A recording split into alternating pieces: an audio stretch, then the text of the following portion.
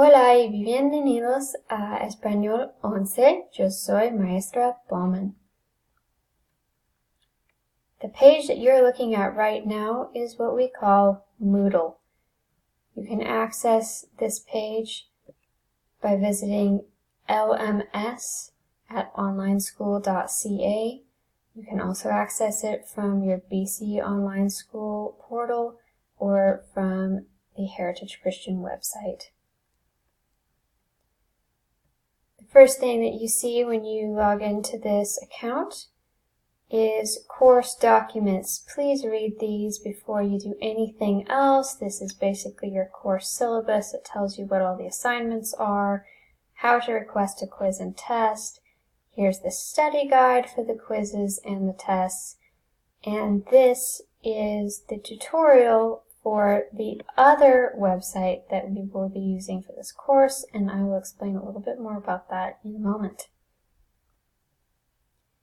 The next thing that you will see on this web page is a section called Activation Criteria. This is your very first assignment that you'll be doing, the introductory assignment, before you log into Rosetta Stone for your Spanish lessons, which you will get that password from me via email once you have submitted the introductory assignment. So this assignment happens first. You can download the document. If for some reason you need it in a different format, such as PDF or shared via Google Docs, send me an email and let me know if Microsoft Word will not work for you. This is the hand-in box right here.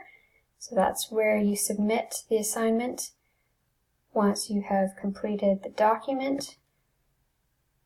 Show you what that looks like. Let's see if I can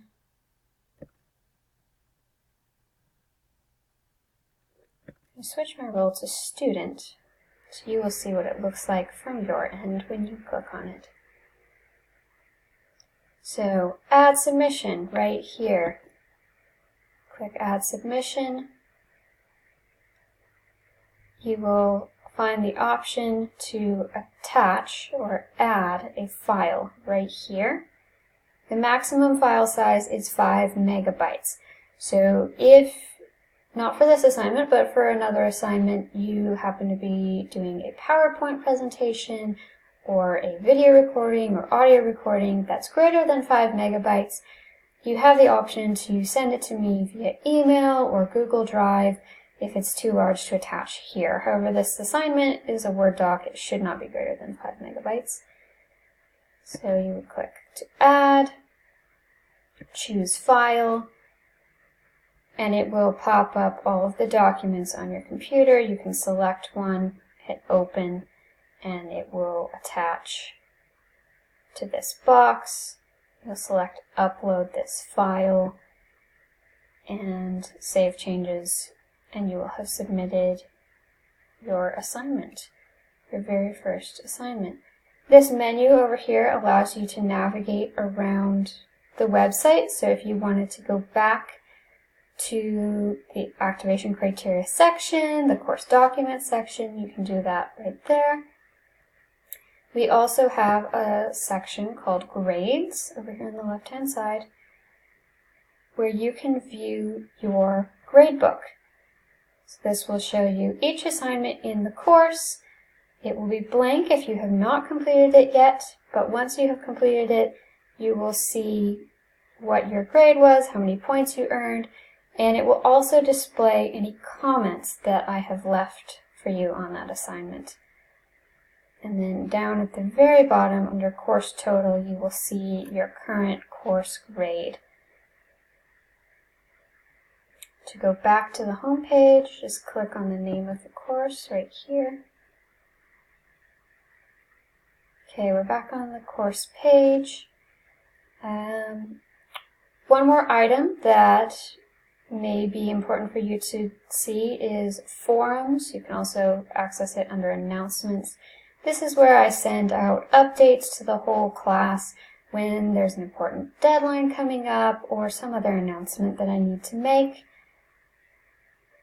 up here, next to your name, next to your profile, we have notifications, and we also have a chat feature. So this little bubble icon takes you to messaging, where you can send messages to me and receive messages right here on Moodle. So once you have submitted your introductory assignment, I will be emailing you login information for a separate website, which is called Rosetta Stone Advantage. And that is the website where all of your Spanish lessons will be found. So you'll be logging into that with the login that I will send you and doing the Spanish lessons. And then you'll come back to Moodle to turn in any of your assignments. For instance, when you have finished these levels in Rosetta Stone, you will click on this and say, I've completed these lessons, which lets me know to go in and check your progress and update your grade. While you're working on these levels is a good time to be working on the Las Escrituras recording project. There are 4 recordings in total. I suggest doing the first 2 during this section while you're working on these lessons.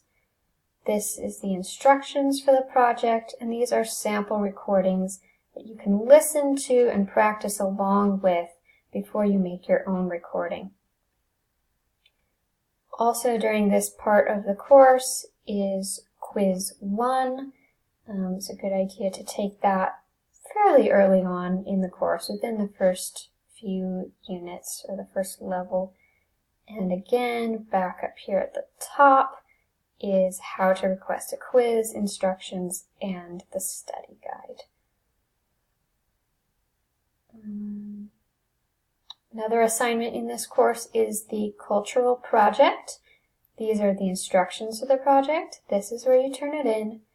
And this is an important document to read before you get started, talking about how to cite your sources and avoid plagiarism. So when you're doing any kind of research, you're accessing other websites, other people's work, you always want to make sure that you have a works cited page or a bibliography letting me know where you got the information.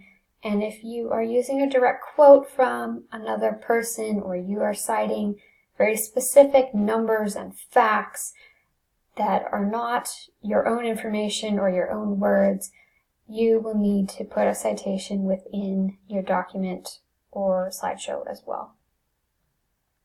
And yes, you have a lot of options for how to complete this project. It can be an essay format, it can be a PowerPoint slideshow, it can be a video.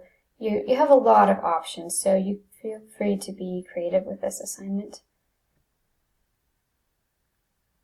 Once you're about halfway through your course, you've finished a couple of levels, that's a great time to schedule to take the midterm test, which is exactly like quiz 1. It's just slightly longer and you have a little bit more time to complete it. Same format, same style, same rules. And the second component that goes with that is a midterm conversation. So this will happen either over Skype or Zoom. We'll be using this a lot in this course, so it would be a good idea to go ahead and download that to your computer, create an account, make sure that you have either Skype or Zoom set up. And we'll be using this twice during the course for the midterm conversation and the final conversation. And of course, if you happen to want to contact me for assistance at any point during the course, I'm always happy to meet with students. This scheduling calendar right here will link you to a spreadsheet on Google Drive where you can sign up for a video chat meeting with me during my hours. These are the last remaining assignments levels for Rosetta Stone, and during that time is also a good time to be working on recordings 3 and 4 for Las Escrituras. And then when you're all done with all the levels and all the other assignments, you will schedule the final exam with me. Again, you're taking this at home with a parent or at school with a teacher.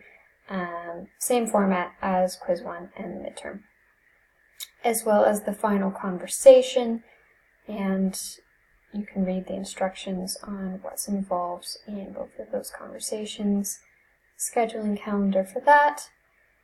Now, down at the bottom, I love this section. Please visit this section. These are not required, they're not assignments, you don't have to turn them in, but they will be extremely useful to you when you are studying for the quizzes and tests, if you are struggling with a concept in the lessons, or if you just really want to learn the language well. I have included a number of links to excellent YouTube channels, various people who are, some of them are native speakers, some of them are not, but they teach high school Spanish or college Spanish, and they've created their own YouTube channels full of instruction in vocabulary and grammar and culture.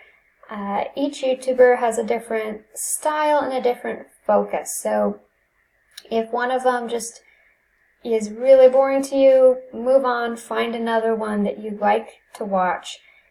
Some of them are very grammar focused, so if you're stuck with a grammar question, go to that channel and watch their videos. Some of them are more focused on people who want to travel. They want to learn expressions that people will use in that country. They want to learn sentences that you might need to know when you're traveling, or vocabulary. They might be more culture-based. So definitely check these out, as well as the grammar files, which contain links to different websites where you can learn about grammar concepts, and I think most of these websites have little mini quizzes that you can test yourself.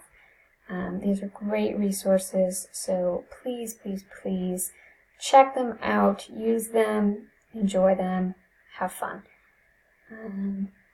So that is basically the extent of Moodle. Again, you can contact me via Skype or via email or here via Moodle. Please let me know if you have any questions after watching this tutorial. Thank you.